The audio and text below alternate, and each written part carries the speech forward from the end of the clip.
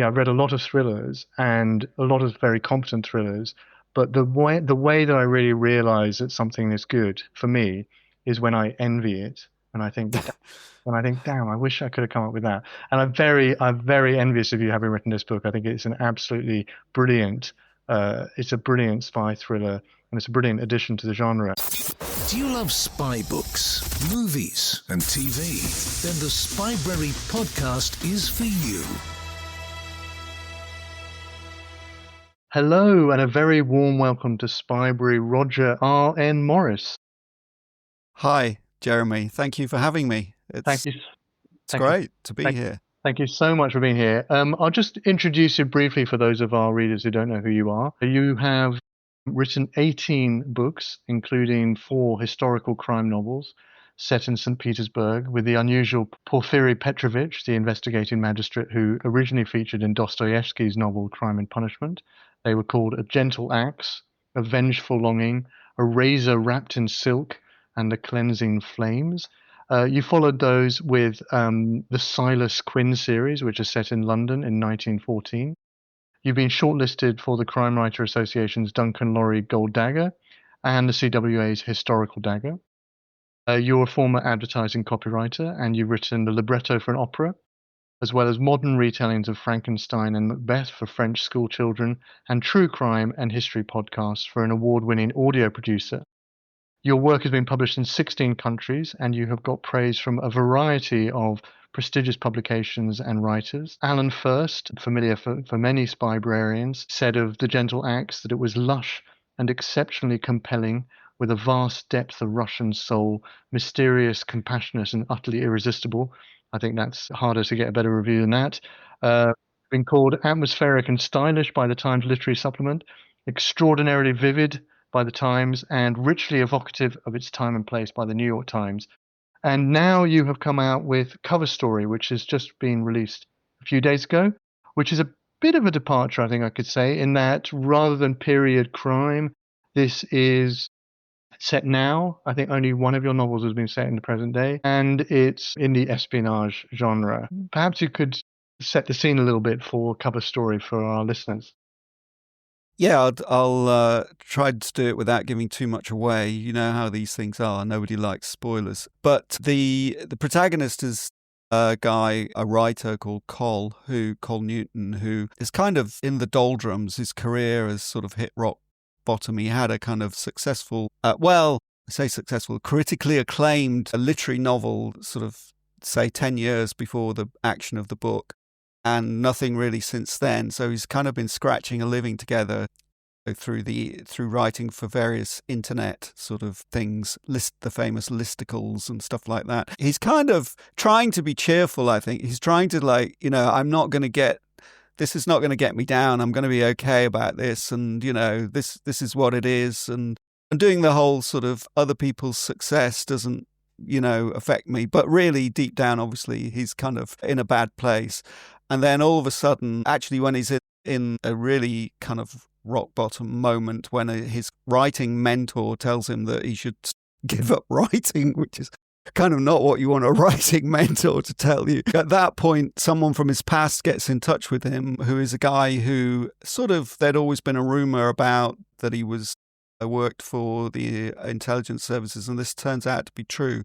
And he has a proposal for Col, which is to write a book which he will not get any credit for. It may not even see the light of day. It's kind of like we just need it to be part of a prop, almost in a cover story for one of our agents who, he doesn't know anything about this agent. He doesn't know his identity or anything at the beginning of the story. And it's kind of like, well, why would you do that? Well, first of all, he's kind of broke, so his mate offers him a considerable amount of money to do this, and he just thinks, right, it's another hack job. I've done that's all I do is these kind of hack jobs. But then he kind of really gets into it and thinks this is enjoying this, and also it's kind of better than anything I've ever written. So that kind of changes things around a bit. So he sort of then thinks, do I want to give this to the guy who's called Lazenby? that's the premise, I think. Is that a fair Yeah, summary of it? and it's a fantastic premise. And before we go any further, I mean, it's a brilliant book. I absolutely love. Thank you, I loved it. Jeremy. No, I absolutely loved it. You asked me if I wanted to read it by email, and just what you just explained, the setup of it, I found it immediately appealing. But the book went in all sorts of directions that I was not expecting. So I think you're quite right not to do any spoilers. It's not a very long book, but you have absolutely packed this with all sorts of things, and it's very, very fast paced. Very, very funny book as well. I got some very odd looks on the train when I was reading it the other day, and no, I really, it's absolutely brilliant. But where that premise? I mean, you mentioned this to me, but how did that come about? Because you mentioned this thing with the French series, The Bureau. Yeah, I mean, we just love that series, It's which amazing. I think you've Yeah, seen and yeah, it's brilliant. written about. Yeah, and actually, I never was able to finish it because I think we saw 3 seasons and then it was taken off. I think we were watching it on Prime or something, and then it got taken off there and put on a different streaming platform that we didn't have access to. So need to go back and finish it. Really, yeah. So it's kind of one thing.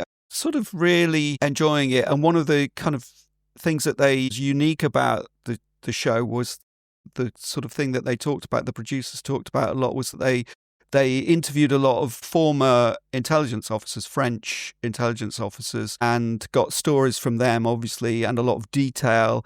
And I think this sort of certainly was a good marketing ploy, because I think, you know, whenever you watch anything or read anything espionage, you kind of always going, is it really like this? Is it really like this? You know, no, the spies are not going to say, because they're all sworn to secrecy and everything. But on this one, you sort of felt it is authentic. And there was a detail in it, which was the main character. What's his code name? Is it Malatru? Well, Malatru, Paul yeah, Lefebvre, Dubai, yeah. many names, but yes. Yes. Him. I think he's kind of, it starts the show working, he's sort of undercover in Damascus in Syria, and he's sort of like supposedly a lecturer at the French university or the French school or something, or a teacher there. Yeah. And then it's decided that he's going to take a sabbatical, and that they say, well, he's going to write a book. And this is when he comes back to France, I think. But he's still being very closely surveilled by the Syrian secret services of the time. This is before the downfall of the Assad regime. But so they say, you're going to write a book, and here's the book, and it just suddenly appears. There's this kind of, I remember the scene, there's this like this thudding manuscript put down on his bedside table or somewhere, and it's like, oh, okay. But, you know, as writers, we're like, well, how did they do that? But that's not like, easy to do that. Someone in the back office, you know, someone like the intern or something, you know, can you just write a book? But he's supposed to be a literature professor, so anything that he writes has got to be kind of quite, you know, highfalutin, and sort of, you know, it's going to be full of French literary cleverness, sort of, that you would have thought. So they never explained that in the show, and that I couldn't let that go. It just kind of stayed with me, and I was just like, and I don't know about you, but I saw, you know, it's this kind of idea that it was the same with the Porfiry Petrovich books, that I just had this idea that, you know, I'd take the magistrate from Crime and Punishment and I'd put him in his own put him at the center of his own kind of investigations. And it's almost like once you have it as a writer, once you kind of have one of these sort of crackpot ideas, you kind of like can't let it go until you've done it, really. Well, rightly or wrong. Ideas, I would say both of those are absolute killer hook ideas. So yeah, I mean, you're quite right to pursue both of them. I find it fascinating that you picked that up, because yes, I do love the Bureau, and I also paused watching. I also had the same thing as you, where I'd only watched the first 3 seasons. I'm here in Sweden and have Prime, and all of it's on there now. So I don't know if that's the case in the UK if you still have Prime, but it's definitely worth it. Got a bit controversial towards the final season, but it's absolutely well worth watching the whole lot of it. It's brilliant. But it's a very rare thing, actually, that moment that you're talking about, they didn't follow up on, because one of the hallmarks of that series is they kind of do follow up on everything. They kind of circle back with all of the characters to things that you might have forgotten, and they kind of are very, very good on those details. And it is a very precise thing that he's meant to be a writer. And they just sort of they never mention it again, and no one comes back to it, and no one asks them about it ever again. So they've dropped the ball somewhere.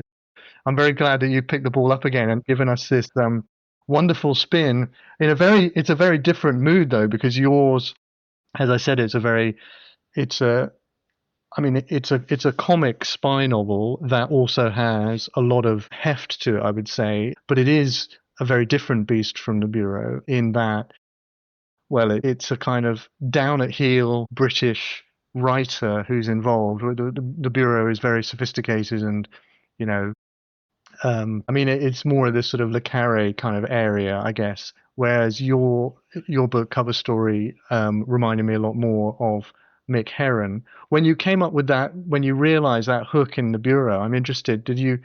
Were you thinking of doing something more in the line of the Bureau, or did you immediately just realize that it had to be this kind of how did the comedy aspect of it come up, and also the fact that you've set it now because most of your stuff is set in the past? Yeah.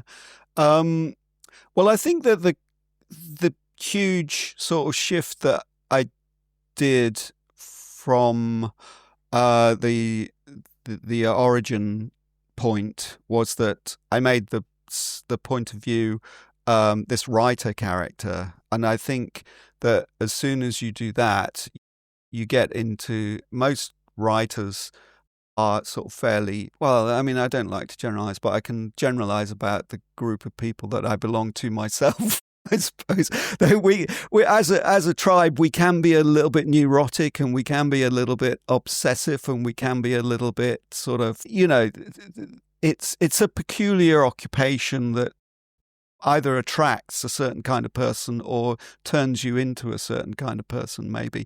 So as soon as I was going down that route, it sort of shifted it out of the MI60. I did sort of think, and maybe I did kind of do it in an early draft, I sort of had some cutaway scenes to Lazenby in the sort of headquarters having conversations about what was going on. But I also, I have to be honest, I don't think I didn't feel confident sort of creating those moments because I've never worked in the intelligence services. And I know that a lot of writers kind of, that's not it's not necessarily, doesn't mean that you can't do it. But it was like the thing of the sort of hapless everyman outside this world encountering it and the reader experiencing it in the same way that he does. And I just felt, so it was kind of like, it felt easier for me not to get too bogged down in that real spy world, but also it felt that was what worked for the story sort of thing. So if that makes sense, It does make sense. And you mentioned the character of Lazenby, Chris Lazy Boy Lazenby, who, yeah, although you don't show from his perspective, as you say, you keep it very tightly focused on Cole. He almost steals the novel at some points because when he kind of pops in, I mean, he's an absolutely brilliant character. And I was always kind of wanting to see more of him, but I can see exactly why you did it that way, and it works very well. You mentioned the everyman kind of character. Obviously, there's a hint here of Eric Ambler's Mask of Demetrios and generally Eric Ambler's work. Was that also in your mind? And also, I mean, you're right, it's a fascinating thing, writing, but there's always a bit of a pitfall about writers writing about writing. And you've entirely focused on that part of it. Yeah. Was that something that you were worried about, or did you just think, no, let's just go for it? Well, it's funny. I think I have these kind of prejudices as well as everyone else. I'd always sort of said I hate books about writers because it's like lazy, Yeah. You just kind of like are sitting no going, research at all. Yeah. Sorry? There's no research. I mean, I just so like I almost thought, oh no, I don't want to do this because it's going to be a book about a writer. And but then I think sometimes the only way to overcome your own prejudices is to kind of like lean into them and embrace them and go, well, I'll do it. But yes, Eric Ambler, it definitely was, a key influence, I would say. I mean, I was, in all honesty, I hadn't read him, and then my agent, and when I was at the time, who sadly has died earlier this year, Christopher Sinclair Stevenson, when I was talking about, I've got this idea, he said, oh, that sounds a bit like an Eric Ambler story, you should read some of him. So I went away and kind of dived into it, and Journey into Fear was one that I think I started with, which I've recently reread just to sort of remind myself of my debt, really, and there's the kind of I don't think I'd like consciously set out to sort of do it exactly like that, but I just sort of, it felt, I mean, I think it's very kind of, there are Hitchcock films that work in the same way, and it's a sort of, it's a narrative device that seems to work, because you kind of, there's this unfolding of a situation. And I mean, I don't think cover story works in quite the same way, but generally what's quite engaging about those sorts of stories is that, you're pulled in because you, like the central character, don't really know what's going on, sort of thing. So I think there is that level of things withheld and things encountered, and, and then you begin to, as the protagonist and the reader, you can't trust anything that you see as being the same as it was before you entered this world. Suddenly Exactly, yeah. everyone's a spy or a potential spy, and you see them everywhere, which I kind of had a bit of fun playing with that in the story. And so, yes, it's sort of, as I was reading those books, I mean, I can't remember the chronology, whether I'd actually started writing it and then got into a bit of Ambler and just thought, yeah, this is fantastic. And I mean, he's just such a great writer, and just, sort of so impressive, the way he just kind of conjures up a place and a setting and the characters within it. And I think the characters are very sophisticated.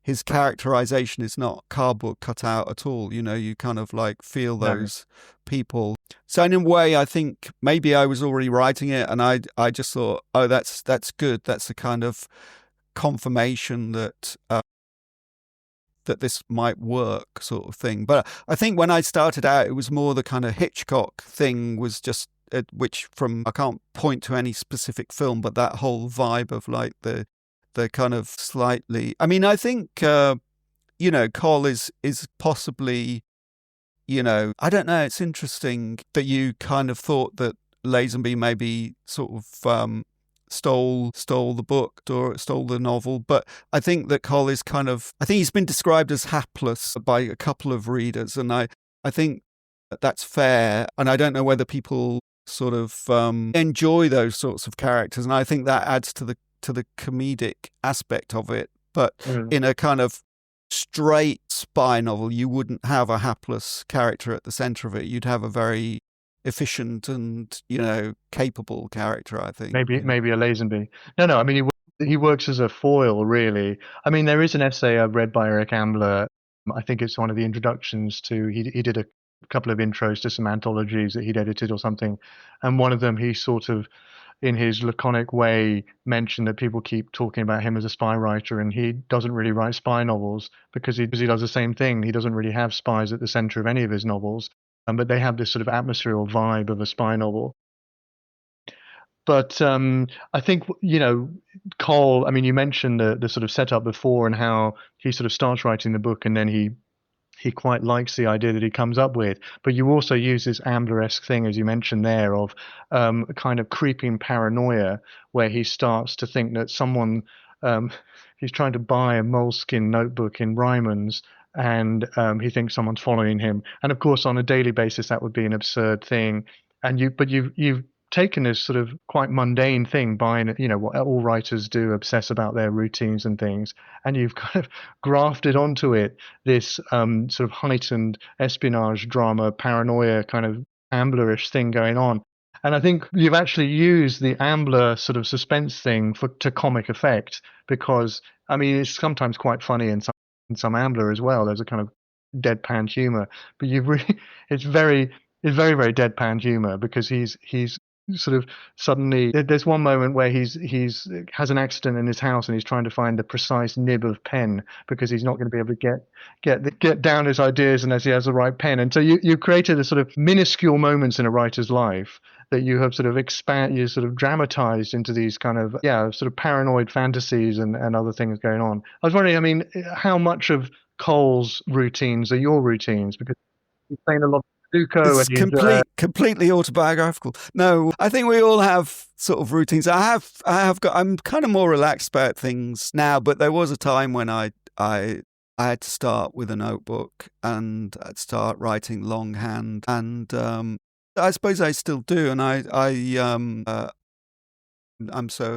kind of plotter rather than a pantser type thing. But I think what you do when you create these characters is you kind of take little bits of yourself and you push them to extremes, really, and you sort of take the most embarrassing, the most kind of the thing that you really don't want people to know about you, and you put it in a book and go, and then you go, no, it's complete fiction. That's not me at all. I mean, it's excruciating as a writer to read some of the things that you've come up with, because they're very, very recognizable. Constant checking of Amazon rankings and reviews and all of these kind of things. I think most writers have been there, and so it's refreshingly honest, but also quite difficult to read at times if you've done it like that yourself. Yeah, I mean, it's sort of, when you write these things and then it sort of comes out, then you sort of have to think, well, who's the potential audience for this? And part of me thinks, well, I would write. I think, writers might be interested in reading it, Also, another thing that I sort of wanted to explore, and I kind of approached a little bit in it, was this thing of how writing is a little bit like being a spy. I can't remember who it was, but I remember reading somewhere that another writer who compared being a writer to being both a spy and a thief. You take things from that people tell you and then you steal them. Now, I try not to do that. I don't like doing that, which I think is why I've always felt more comfortable writing things set in the past, because the stories there have come out of that period, and so you research a period and then you get an idea for a story. But then again, in creating the characters in the same way, you try and create, you're trying to give them a sense of humanity, which you draw from yourself or from your sort of encounters with other people. So there's always something there that you are processing. But I think that the setting in the past acts as a kind of filter, whereas when you're writing a contemporary novel, it's rawer and more exposed. But I mean, the book is completely fiction, but I just explored that sense, with the relationship that he has with Jeanette, of sort of don't ever become intimate with a writer because you might end up that they're just using you for material sort of things. Are you on the hunt for your next thrilling spy read? Look no further. Spybrary contributor and Sunday Times chief political commentator Tim Shipman has curated a list of his top 125 spy authors ranked. This list includes both classic and modern writers, making it the ultimate guide for any spy fan. Tim also recommends which book to try first from each author, and he shares his favourite book from each of them too, so you can dive right into the best of the best. Head over to spybrary.com/top125 to grab your free copy now. Don't miss out on the ultimate spy reading list. So, I mean, we won't go into too many spoilers, but yes, there's a character who's an avid reader who Cole gets into a bit of trouble with because she tells him something, and he then tries to use it, essentially. Yeah. But I mean, you said that writers would be interested in reading it. I think that character, Jeanette, she's an avid reader, and she sort of tries to give him advice, and she comes up with ideas for some of her own things. And I think one of the themes is I mean, this is a novel about storytelling, but it's also about some of the perceptions around storytelling, and people sort of glamorize writing in some ways. And this kind of strips away and punctures a lot of those myths about what it is like to be a writer. And as you said, this kind of sort of anxiousness and kind of desperation to kind of observe everything hinders Cole in his life, even though doesn't necessarily always hinder him as a writer. But I think anyone who's an avid reader would also be very interested in this because, the classic question to a writer of where do you get your ideas from, you kind of explore that in this of how his life, how he feeds off things going on around him and how his imagination sort of now he's plunged into this weird situation with an old friend from university who's at MI6, who's sort of his editor, and how he then sees the world in a different way and starts imagining all kinds of other different things. So I think it's very, very effective about writing. And you've also framed it in a way, it's a sort of meta framing, not to be too kind of pretentious about it, but you've titled the first section "Inciting Incident." So you've had a little bit of fun with. There's a kind of story within this about how a story gets made and how what does there's a lesson in it for writers. What does it mean to say that character is development or plot is action or any of these kind of I've got those wrong I think, but these things that people say, what does it actually mean? And then I think you've done a very deft trick by, without us noticing, you've actually shown all of the lessons that Cole sort of handies out willy-nilly from his local cafe, and they sort of come true through the course of the novel. So I think it's an extremely cleverly written novel that sort of rattles by and is very, very funny. But I think you've managed to put all sorts of other things into here that deepen it. So I think it's a brilliant addition really to the genre. We mentioned Ambler, another writer, another spy writer who sort of hovers over this a bit, I think, is Len Dayson, whose novel The Ipcress File actually features in the plot at one point, and this character Lazenby, who's of course, you make a few Bond jokes about that, which are very funny, but he's a Dayson fan. Where did that kind of stream of things come from for you, Dayson? How did that sort of turn up? Yeah, I don't know really. I mean, I just again, I was kind of quite a late sort of. I came to Dayton quite late and I'd seen the film The Ipcress File when I was sort of teenager probably, and sort of so I knew about it and then sort of thought, he's just this kind of towering figure in spy fiction, and at some point, I can't remember exactly when, but I sort of thought, sat down and kind of read a few of the books and was really impressed by the writing. Really, I just hadn't expected that sort of thing. I thought they'd be more like standard of do you know what I mean? Like the story would be the important thing, and it really seemed that he was doing a bit more than that. And then I sort of like look, I just loved the idea of his life, really, because I think he, I mean, you'll know more than me. My memory's a bit sketchy, but wasn't he originally a sort of commercial artist or something? He worked in advertising, and so it's kind of like, again, where did he get all this sort of spy stuff from? And did he put the account men from the advertising agency, did he turn them into spies sort of thing? And I just like this whole, the way he imagined the business of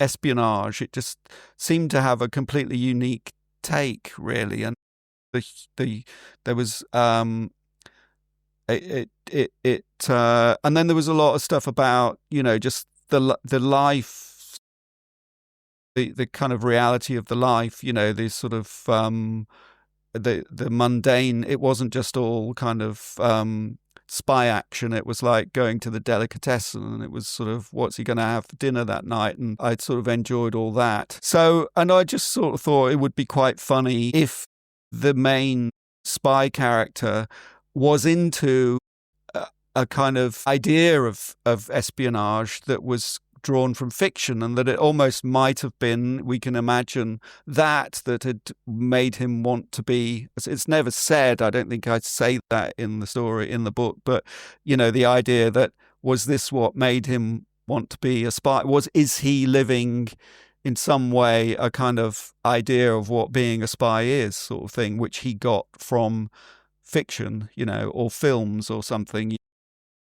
And so is that kind of does that perpetuate a sort of a way of behavior, of conduct within the intelligence services, which is an idea that I've sort of discussed recently, I think, on the Arrest is Classified podcast. I don't know if you listened to that. They were talking about how spy fiction influences, Okay. what intelligence agencies end up doing or has done. You can kind of point to it and say this idea was first mooted in, and I think they were referring to Len Dayton, about to do with kind of some of the experiments that the CIA did on mind control and things like that. Did all that come from reading people going, oh, we ought to be doing this because it had been mentioned in a novel? So, I have to look that up because that sounds absolutely fascinating. Yeah, I think it was the episode or episodes about CIA mind control. Yeah. Yeah. Which I is think what you said about this character, Chris Lazenby, I think it is taken as read, I think, by the reader, at least by me. Yes, that is part of the reason he wants to be in this world. At some point, he's read Len Dayton, and he's got a fantasy that that's what he wants it to be. And there's a sort of boyishness about it.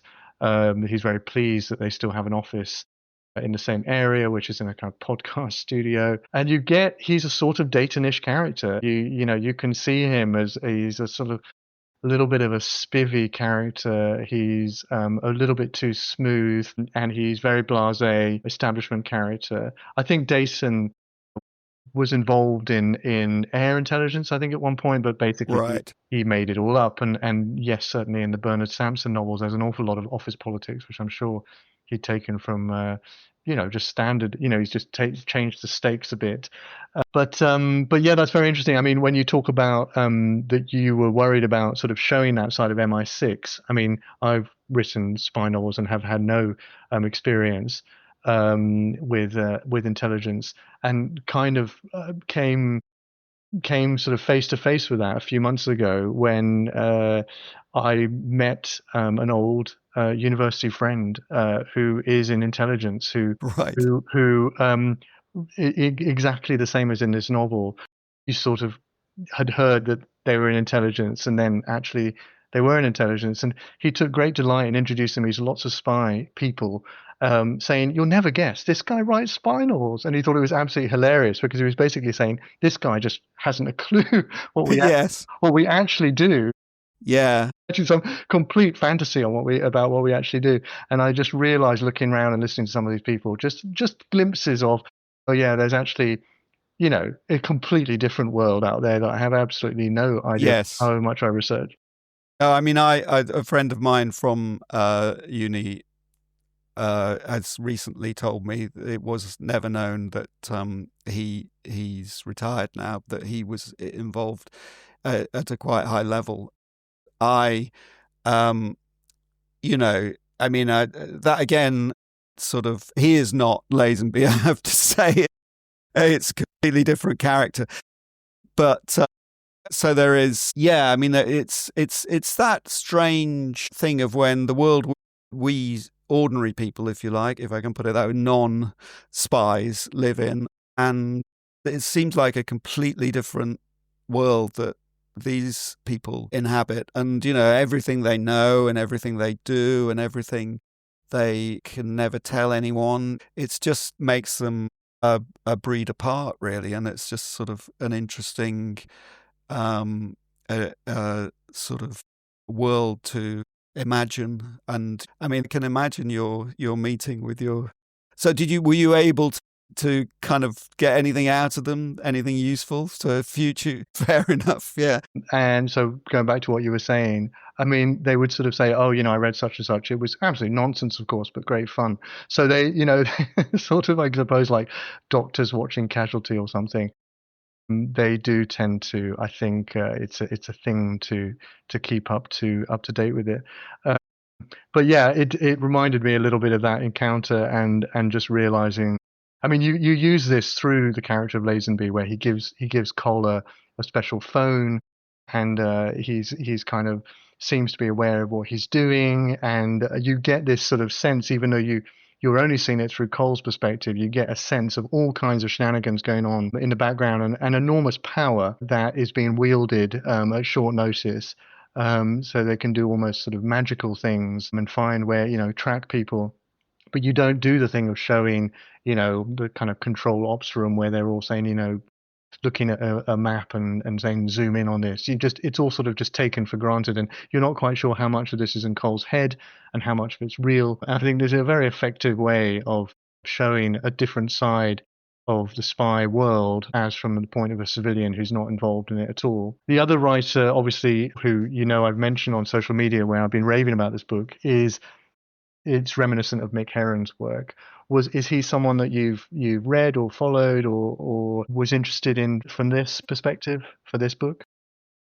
Yeah, I mean, I definitely read Mick Herron and also watched the show. And the character of Jackson Lamb, and it's just an amazing world that he's created, and a fantastic sort of idea, and this whole thing of like this kind of bunch of failures and sort of I can't think of the right word for them, but misfits. That's it. Yes, misfits. I knew I was groping for a miss word.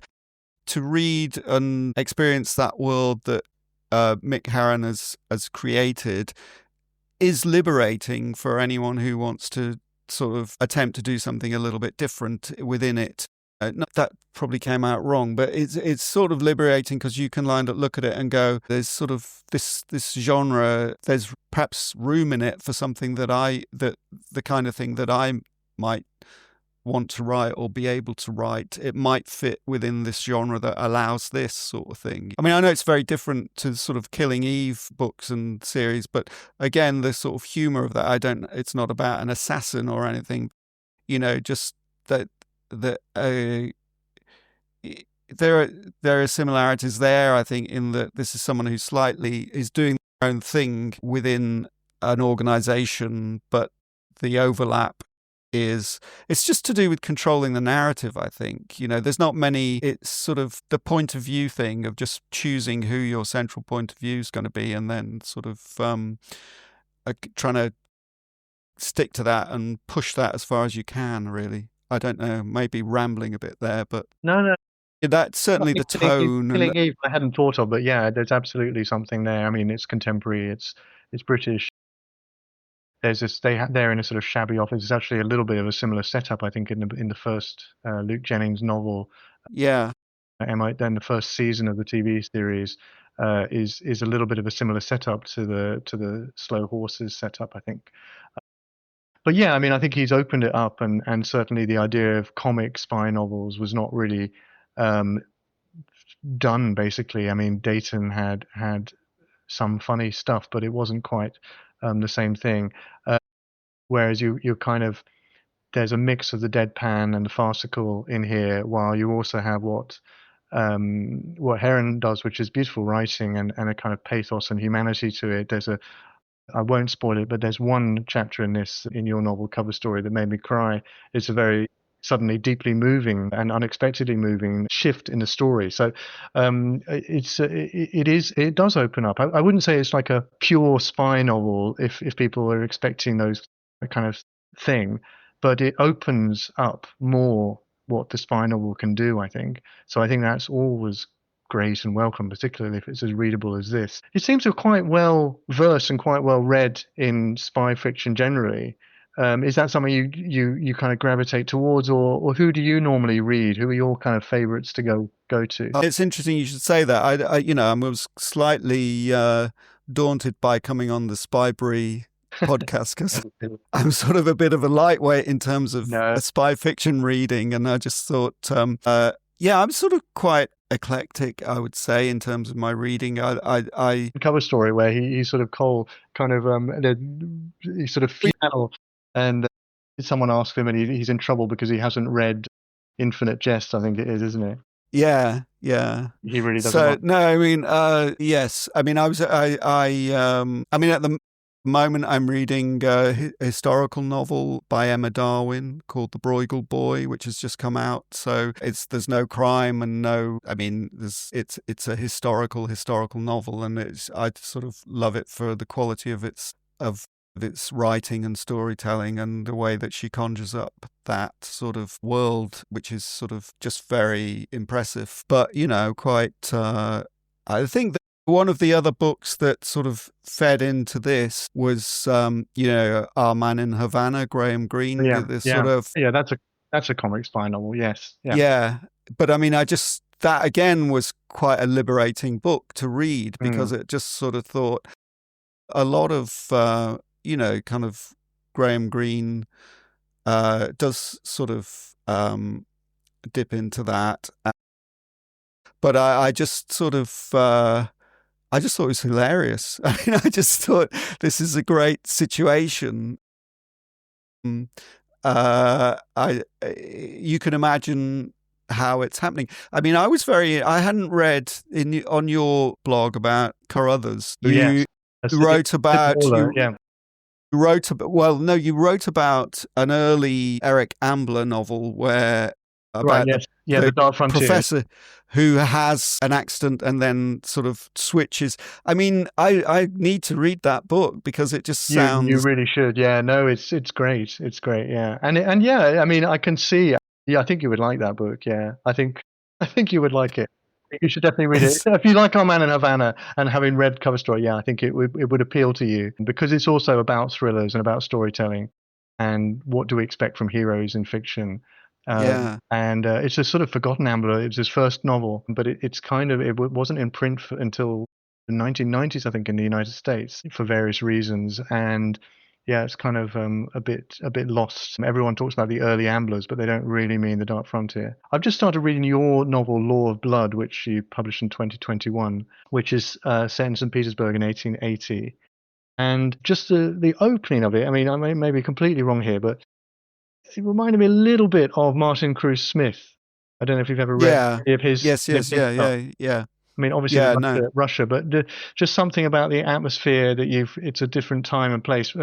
Something Gorky about Park. No, I mean that book. I read that. When did that come out? In the 80s or something 80s, like that. Yeah. No, I think I read it when it came out, and it was not consciously. No. I mean, that's just a subconscious kind of echo. That is a very evocative scene there from his book. But yeah, I mean, I just sort of these things kind of go into you a bit, don't they? And then sort of. I mean, one of my routines when I was still writing novels was almost a sort of masochistic routine. If I felt like I wasn't really doing what I should be doing properly, I hadn't really had a good day, to try to sort of buck me up, I would open. There were a few books that I would open, and one of them would be Gorky Park. And just the first paragraph of Gorky Park is so amazing.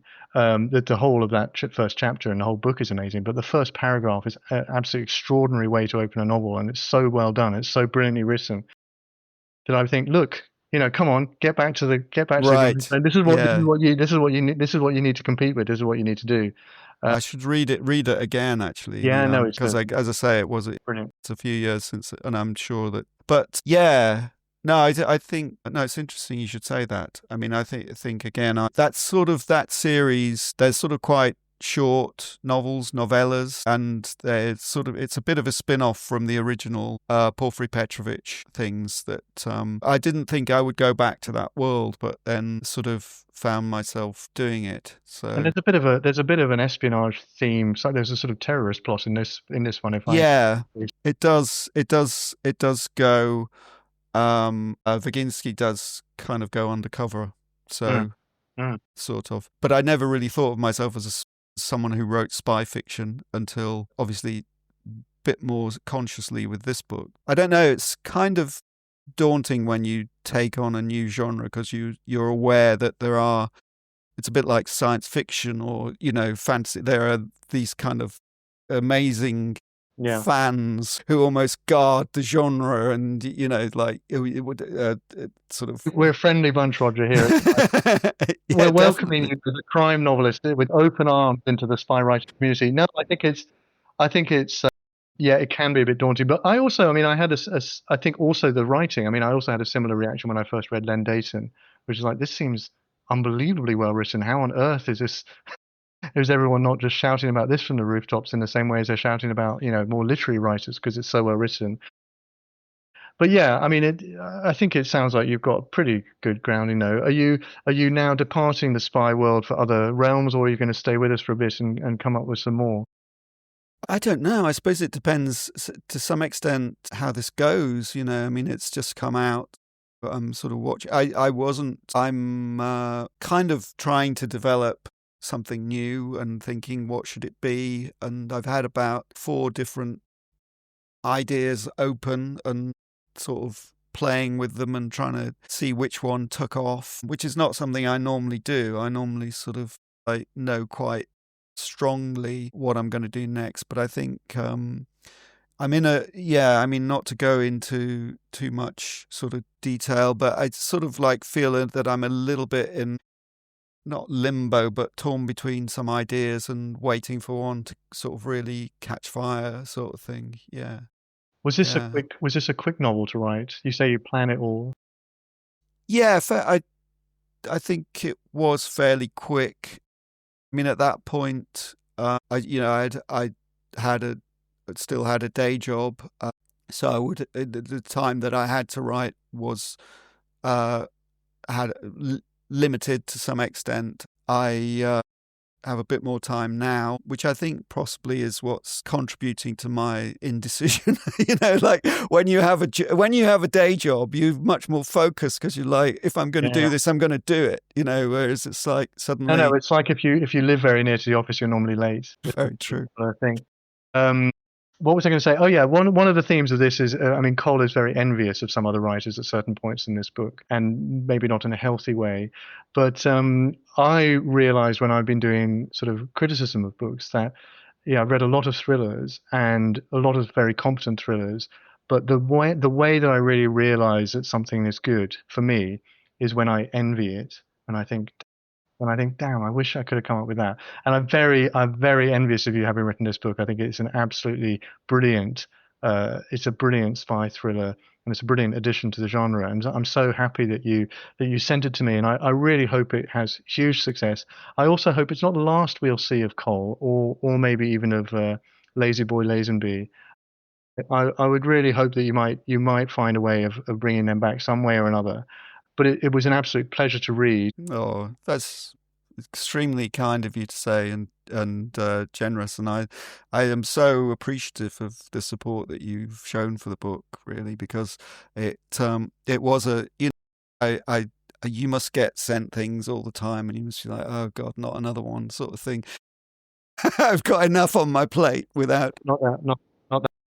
So. Yeah, no, I mean, I very deliberately didn't kill either of them off. Let's put it that way. Okay, that's good to know. Well, we'll wrap up now, but thank you so much, Roger. If people listening want to find out more about you and your work, where can they find you on the interwebs? Where it's good to. Well, I've got a website which is rogernmorris.co.uk. So, or just Google me, and I'll be probably about on page 2 of the results. On that note, I'm sure you won't be, but on that note, thank you so much for joining us here on Spybrary this evening. Thank you. Cheers. Bye. Thanks for listening to the Spybrary podcast. You don't have to wait for the next episode. Join the conversation happening now at facebook.com/Spybrary and on Twitter @Spybrary.